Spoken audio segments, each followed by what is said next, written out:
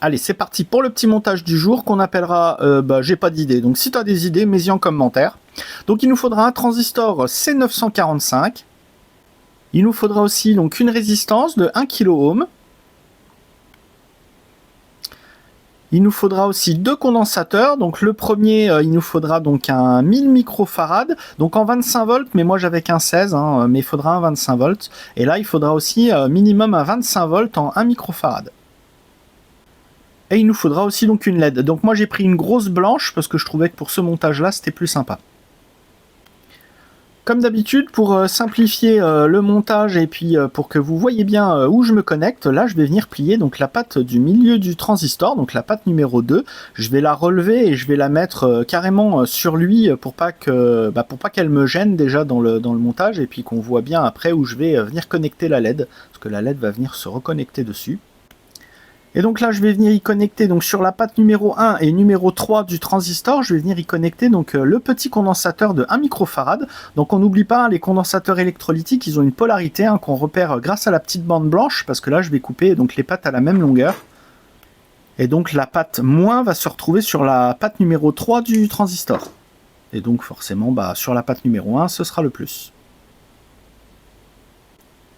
Et donc là, ça va se mettre comme ça. Donc je soude ça et je reviens, comme d'habitude.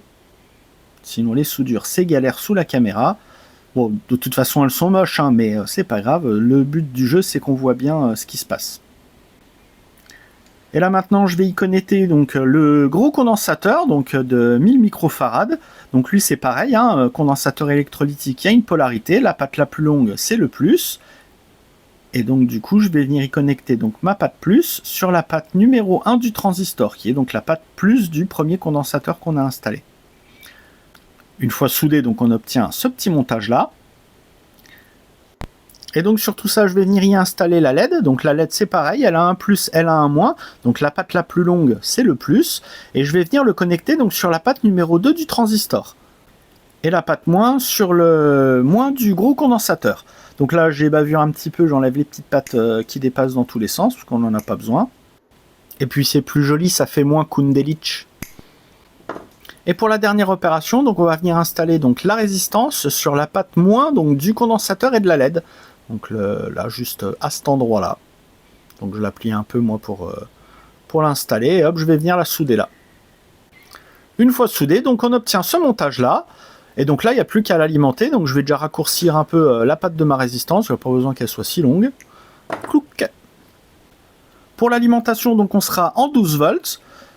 Donc pour se connecter, c'est assez simple. On va mettre le moins là sur la résistance. Et le plus, on va le mettre donc sur le gros condensateur, là en plein milieu, là où j'ai plié la patte. Dès que j'aurai fini de galérer, tac. Voilà.